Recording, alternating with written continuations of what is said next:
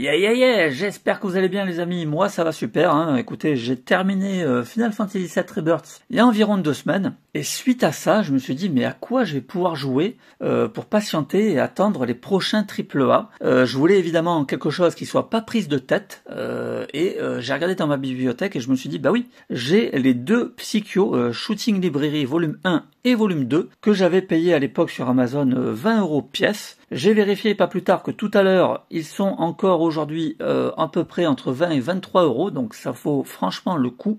Et donc, franchement, je suis pas déçu au final, contrairement à l'a priori que j'avais. Je me suis dit, ouais, c'est un peu des vieux jeux, je vais peut-être pas forcément m'éclater, je les connais déjà un petit peu. Et ben c'est tout le contraire, je me suis régalé avec ces 2 compilations. Vous avez 6 jeux dans chaque compilation. Donc, dans la compilation volume 1, on va retrouver Striker 1945-1, Striker 1945-2 et Striker numéro 3 1999. Les 3 jeux du dessous, vous avez Soul Divide que je ne connaissais pas, Dragon Blaze que je ne connaissais pas non plus, et enfin Zero Gunner 2. Ici on est pour les 7 et plus. On a un petit paragraphe ici, l'arcade revient en force avec une collection de 6 classiques énervés du shoot'em up, tout droit sorti des plus grands succès de Psikyo. Alors attention ici, on n'a pas de sous-titres français, mais franchement on s'en fout. On est sur des shoot'em up, on n'a pas vraiment besoin de sous-titres. Bien sûr, vous en douterez, on est sur un système de jeu qui se joue à 1 ou 2 joueurs. Vous avez des fonctionnalités réseau, notamment un système de scoring en ligne. Il vous faudra minimum 1 giga de stockage pour installer ce jeu. Il est compatible avec la vibration et le remote play.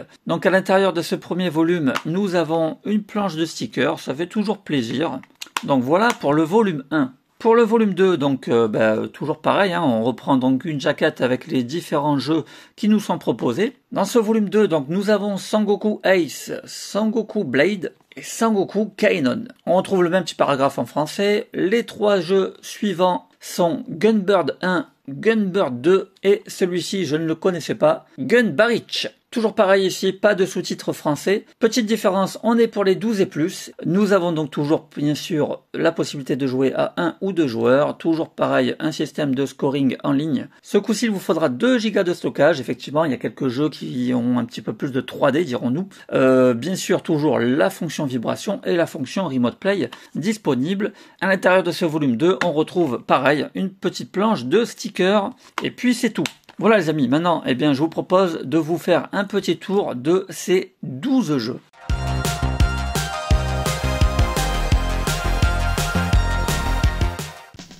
Bien, nous voici donc dans le menu de la compilation volume 1.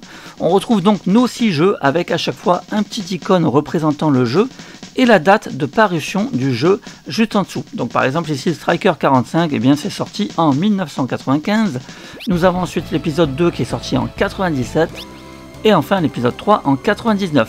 De l'autre côté, on retrouve Soul Divide sorti en 97, Dragon Blaze sorti en 2000 et Zero Gunner 2 en 2001. Allez, on sélectionne le premier jeu, Striker 45. Ici, on est donc sur des shoot'em up qui se jouent à la verticale. Pour chaque jeu, vous allez avoir la possibilité de choisir un niveau de difficulté allant de Monkey à Very Hard. Ensuite, en appuyant sur Options, vous accédez aux settings. À chaque fois, vous retrouverez exactement les mêmes options pour chaque jeu, à savoir la possibilité de vous augmenter les vies, la possibilité de vous mettre les continues infinis, autant dire que ça, pour les jeux de l'époque, c'est vraiment primordial. Vous avez également la possibilité de gagner des vies supplémentaires si vous atteignez un certain score, en l'occurrence ici 600 000 points. Vous pouvez très bien l'augmenter à 800 000, mais bon, on n'est pas con, on va se mettre à 600 000, hein, tant qu'à faire. Ensuite, vous avez donc la langue anglaise, comme je vous le disais, mais bon voilà, c'est pas vraiment gênant, on n'a pas vraiment grand chose à comprendre. Et puis c'est à peu près tout. Vous avez également donc les manuels pour chaque jeu, hein, qui vont vous expliquer les commandes.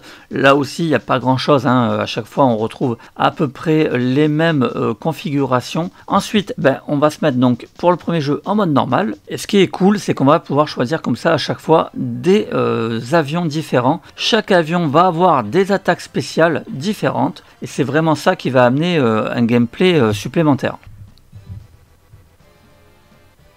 Voilà, donc on retrouve notre petit 1945 que l'on connaît, hein, bien sûr. C'est quand même un jeu maintenant qui est quand même assez vieux. Et vous allez me dire, mais alors quel intérêt finalement de rejouer à ces vieux shoot'em up? Eh bien, il y a un vrai intérêt les amis, c'est qu'on est tout simplement sur du 60 fps constant. Et pour un shoot'em up, bah ça c'est juste ultime. Voilà, j'ai rencontré aucun ralentissement, aucun clignotement. Il y a un vrai confort de jeu. Je n'avais jamais rencontré ce confort de jeu dans 1945 avant cette compilation. Donc j'ai vraiment pris plaisir à refaire tous ces anciens jeux. Mais vraiment, hein, c'est un pur kiff. Vous pouvez vous mettre en very hard avec tout un tas de sprites à l'écran. Ça bougera pas. Vous allez vraiment kiffer. Et donc à chaque fois, bah voilà, vous retrouvez donc un système de gameplay très simple encore une fois, mais très efficace. On récupère les power-up pour améliorer son arme principale. Et vous avez donc la touche bombe pour envoyer ici en l'occurrence un méga rayon laser. Mais encore une fois, chaque avion aura une attaque différente. Donc voilà, ça va vraiment vous donner envie de tester les autres avions. Surtout que bah, les trophées ils sont vraiment cool. Voilà, j'ai trouvé que c'était plutôt bien amené. On a envie d'y jouer. Et bah voilà, du coup ça se fait plutôt bien. Donc ça, on est donc sur Striker 45 numéro 1. On va passer à Striker 45 numéro 2. Voilà, je vais vous présenter chaque jeu rapidement, hein. On va pas non plus faire une demi-heure sur chaque jeu. Hop, Striker 2. Ici ça change pas trop, on est toujours sur les avions de la Seconde Guerre mondiale, donc 1945 hein, bien sûr. C'est parti, on va prendre celui-ci. Voilà, les musiques sont cool, les graphismes, franchement, ça passe super bien. Les bruitages, au top. Franchement, moi j'ai joué avec le casque dans les oreilles, je me suis régalé.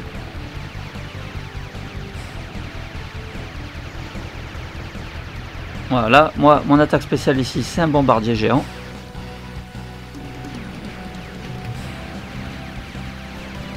Voilà, mais encore une fois, franchement, je m'attendais pas à m'éclater comme ça, parce que bah voilà, c'est des jeux que je connaissais pour la plupart, hein, parce qu'il y a eu quand même de belles découvertes, hein, pas mal de jeux que je connaissais pas.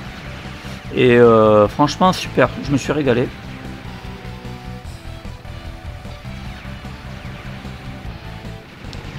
Voilà, vous voyez, j'aurais presque envie de continuer à y jouer non-stop là. Vous voyez, je suis tout de suite pris dedans. Franchement, c'est génial. Allez, on va passer à Striker numéro 3.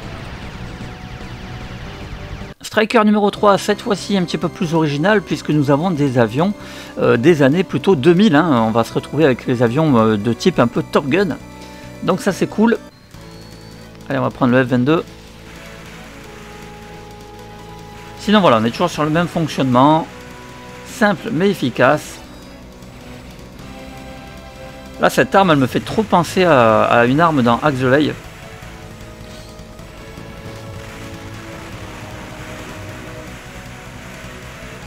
Ah, mais les strikers, vraiment des valeurs sûres, excellent shoot'em up, hein. Vraiment je me suis éclaté à les refaire. Voilà, mon attaque c'est une grosse bombe.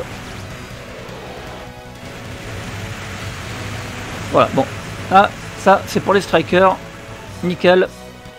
On passe à un autre, on passe à Soul Divide que je ne connaissais pas. Alors Soul Divide, un shoot'em up vraiment intéressant avec un petit côté RPG je trouve. Alors on a le choix entre 3 personnages. Je vais prendre celui-ci. Et avant chaque début de niveau, on a un petit texte comme ça, avec une petite histoire à suivre. Bon là moi je vais avancer. Hein. Sinon ben, on reprend donc le même principe.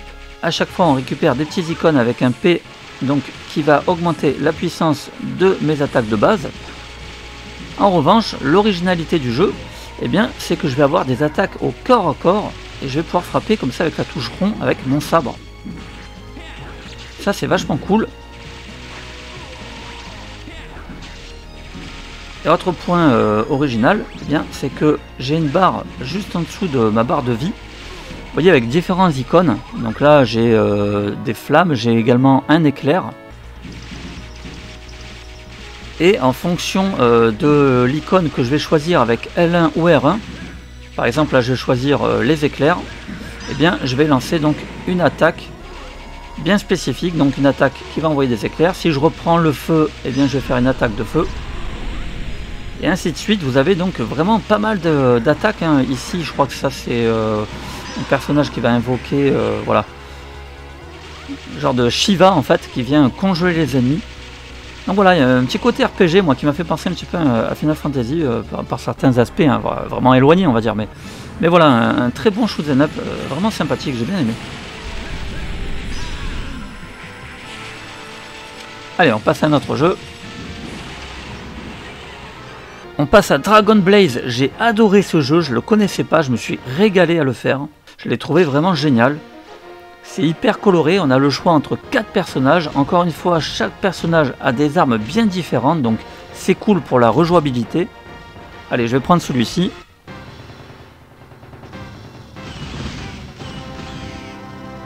Et franchement, ouais, vraiment très coloré. Il y a des niveaux qui sont vraiment très détaillés. Bon là, celui-ci, c'est pas celui où on a le plus de détails, c'est clair. On retrouve donc le même principe, une super attaque. Et l'autre originalité de ce petit jeu, eh bien, c'est qu'on va pouvoir, là vous voyez que je suis en train de chevaucher un dragon, eh bien je peux décider de quitter mon dragon en appuyant sur carré. Et là du coup en tirant, vous voyez que moi je tire et j'ai également mon dragon qui va tirer. Je peux comme ça à tout moment remonter sur lui. Donc voilà, c'est vraiment sympa, j'ai adoré ce jeu, je me suis régalé à le faire. Encore une fois, un très bon shoot'em up. On passe au dernier jeu de cette compilation, Zero Gunner 2, c'est finalement celui que j'ai le moins apprécié. On est vraiment pourtant sur un jeu beaucoup plus récent avec de la 3D. Et comme quoi, hein, comme souvent, finalement la 3D, bah, c'est pas toujours ce qu'il y a de mieux.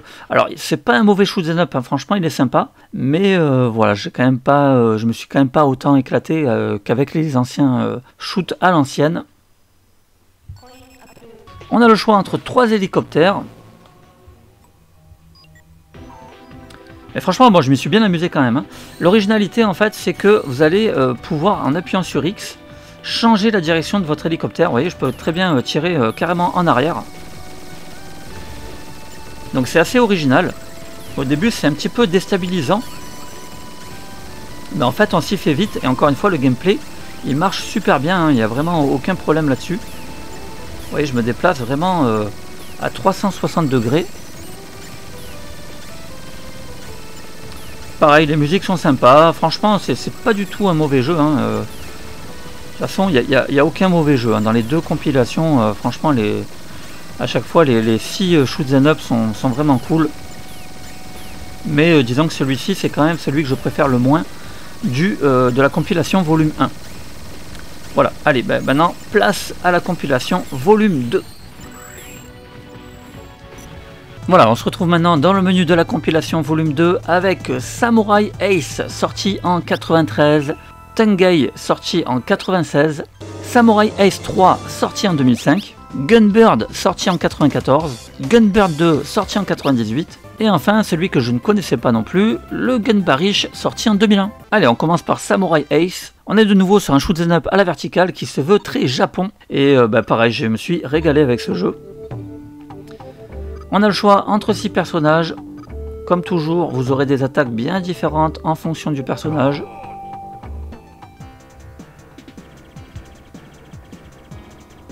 Et pareil, hein, c'est vraiment très détaillé, c'est vraiment joli. Il n'y a vraiment aucun reproche à faire à ces jeux, ils sont vraiment parfaits.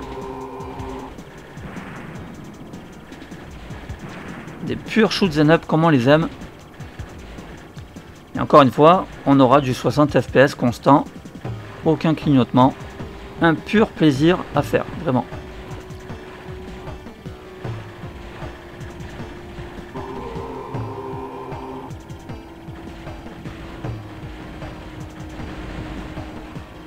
Allez, on change de jeu.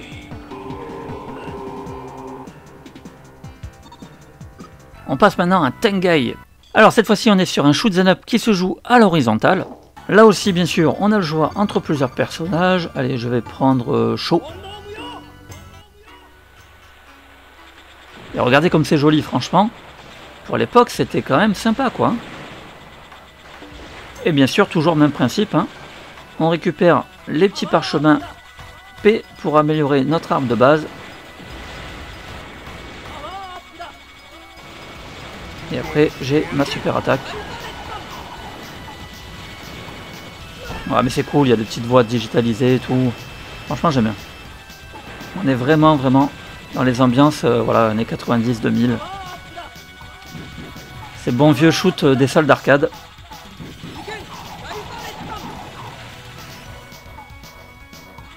Allez, on passe à notre jeu. On passe à Samurai Ace 3. Samurai Ace 3, donc là aussi, shoot 'em up horizontal. On retrouve donc bien sûr différents personnages. J'aime beaucoup celui-ci parce qu'il me fait penser à Kenshin le Vagabond, le bateau Sai. J'adore cet anime, donc je vais prendre ce perso. Voilà, on a des petites cinématiques avec une petite histoire à suivre. Et alors celui-ci par contre, on pourrait se dire qu'il est quand même un peu moins beau. C'est vrai qu'il a un effet, je sais pas, à l'époque ça devait vraiment envoyer, mais c'est vrai que là aujourd'hui, bah, ça fait un peu bizarre. Par contre, regardez, hop tac, si je fais une super attaque, c'est quand même vachement stylé. On a carrément notre personnage qu'on voit en gros plan. Alors c'est pas du tout gênant, c'est vrai que les graphismes au début c'est un peu surprenant, on se dit waouh, ça fait un peu pas mal aux yeux, mais ça fait un peu, ça pique un peu quand même, ça fait un peu bizarre. C'est comme si on avait un peu les pixels écrasés, on est vraiment sur le début de la 3D en fait, hein, donc ça fait un petit peu bizarre, mais en fait le jeu est vraiment cool, je me suis vraiment éclaté à le faire aussi celui-ci.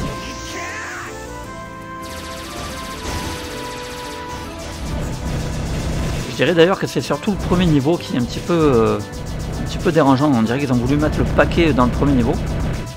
Les autres sont peut-être un petit peu plus lisibles. Mais voilà, c'est vraiment un excellent shoot 'em up.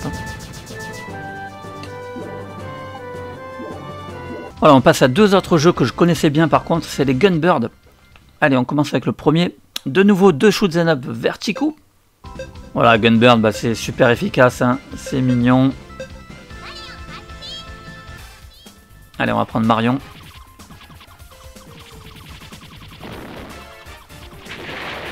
C'est vraiment exactement le même principe que 1945. Hein, c'est vraiment uniquement l'univers qui va changer. Mais vraiment, c'est pas dérangeant. Moi, je me suis régalé justement pour ça. Parce que justement, je me disais, bah tiens, je passe d'un jeu à un autre. Et finalement, je retrouve très rapidement mes repères. Parce que bah, tout simplement, on est vraiment sur des jeux du même studio. Et c'est assez marrant finalement de s'apercevoir que bah, ils ont, pour ainsi dire, utilisé à chaque fois la même méthode. Et après tout, pourquoi pas, hein, puisque bah, celle-ci fonctionne vraiment à la perfection.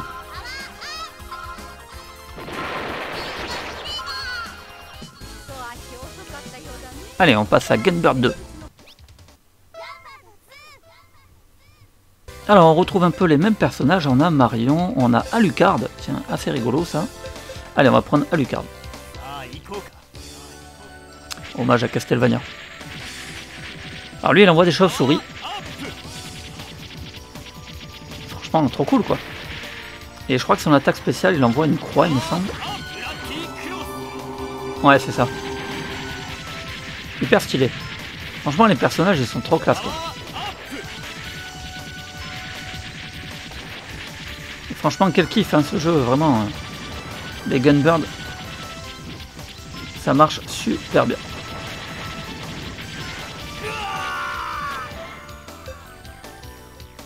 Allez, on passe au dernier jeu de la compilation numéro 2. Il s'agit de Gunbarish. Alors je le connaissais pas, c'est un jeu vraiment original hein, qui emprunte un peu au flipper. On a le choix entre deux personnages, Marion ou Grutan. Et donc bah, c'est assez original parce que bah, du coup voilà, on va faire un genre de petit flipper. C'est mignon, c'est frais, c'est assez sympathique. Voilà, on va se retrouver parfois à renvoyer plusieurs balles. On a aussi des attaques qui vont changer en fonction des bonus qu'on ramasse.